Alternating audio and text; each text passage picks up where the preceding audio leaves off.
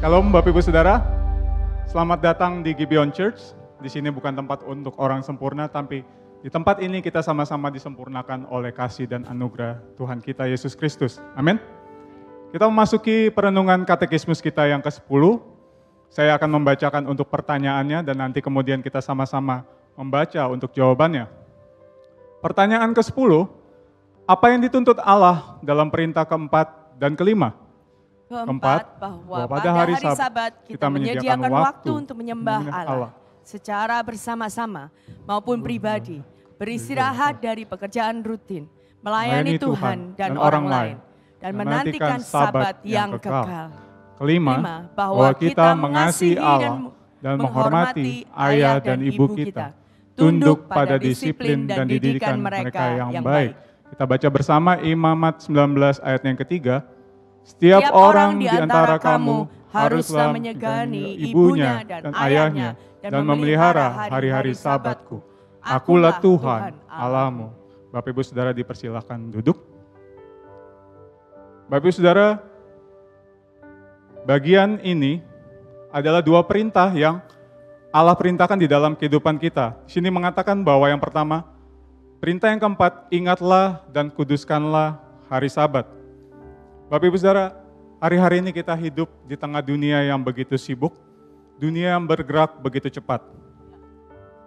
Kemendikbud kita, Bapak Nadiem Makarim pernah mengatakan bahwa di dalam salah satu pidatonya dia mengatakan bahwa kita hidup di dunia yang bising, dunia yang begitu berisik. Nah, namun di tengah segala kebisingan dan kesibukan dunia ini, firman Tuhan melalui katekismus hari ini mengingatkan kita untuk kita beristirahat di dalam Tuhan. Seperti arti dari kata sabat itu sendiri yang artinya adalah berhenti atau beristirahat. Kita diminta untuk tidak hanya berfokus pada kehidupan jasmani kita justru diminta untuk berfokus juga pada kehidupan rohani kita. Dan hari Sabat adalah kesempatan yang sangat berharga yang Allah berikan kepada kita untuk kita mengingat akan kasih anugerahnya kepada setiap kita. Dan tidak hanya mengingatnya, tapi kita juga diminta untuk menguduskannya melalui perenungan firman Tuhan dan juga ibadah yang kita lakukan bersama-sama seperti ini. Seperti misalnya kalau kita yang mempunyai suami atau istri pasangannya, ketika pasangan kita itu berulang tahun, apakah kita hanya mengingat tanggal ulang tahunnya? Tentu tidak ya. Kita pasti akan tidak hanya mengingat ulang tahunnya, tapi kita akan mengucapkan selamat ulang tahun, kita akan memberikan kado untuk pasangan kita, dan bahkan kita akan mempersiapkan mungkin makan malam yang terbaik di tempat restoran yang terbaik untuk pasangan kita untuk merayakan bersama-sama. Nah, maka ketika kita mengingat dan menguduskan hari Sabat, maka sekaligus kita merayakan kasih Allah, anugerah Allah yang dinyatakan kepada kita. Dan kita tahu bahwa Sabat kita yang sesungguhnya hanya kita temukan di dalam pribadi Yesus Kristus. Dia datang ke dunia ini untuk melakukan pekerjaan Bapa. Dan dia menyelesaikan pekerjaannya dengan sempurna di atas kayu salib. Dalam Kristus saja kita menemukan Sabat kita.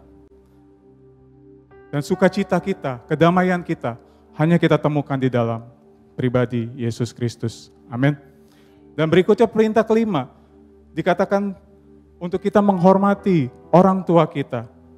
Bapak Ibu Saudara, perintah ini tidak mengatakan kepada kita untuk kita mengasihi dan menghormati orang tua kita ketika kalau mereka baik kepada kita. Tapi justru perintah ini mengatakan dengan tegas untuk kita mengasihi orang tua kita, menghormati orang tua kita tanpa syarat.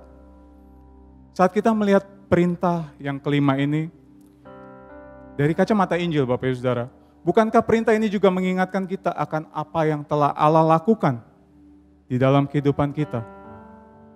Sesungguhnya kita adalah orang-orang yang tidak layak untuk menerima kemurahan Allah. Namun justru pada saat kita paling tidak layak itulah Allah menyatakan kasih-Nya kepada kita melalui Yesus Kristus. Status kita yang tadinya adalah orang berdosa diubah menjadi anak-anak Allah. Sehingga kita bisa datang kepada Allah dan kita bisa memanggil Dia dengan sebutan Aba, Bapa. Dan sehingga kita tahu bahwa ketika kita diminta untuk menghormati orang tua kita tahu dan kita melakukan hal itu dengan satu kesadaran bahwa kita melakukannya karena Allah terlebih dahulu mengasihi kita. Amin Bapak Ibu Saudara. Mari saya undang kita bangkit berdiri. Mari saat ini kita datang kepada Tuhan. Kita datang memohon ampun kepadanya. Seringkali mungkin kita sibuk dengan diri kita sendiri. Kita mencari kedamaian, ketenangan sesuai dengan keinginan kita sendiri dan kita melupakan yang terpenting yaitu sabat, rest di dalam Tuhan. Dan juga mungkin kita terkadang tidak menghormati orang tua kita. Mari saat ini kita datang, kita berdoa pada Tuhan. Ya Tuhan, saat ini kami datang kepadamu, kami memohon ampun ya Tuhan. Kalau seringkali tindakan kami, perkataan kami, perbuatan kami ya Tuhan tidak sesuai dengan kehendak-Mu.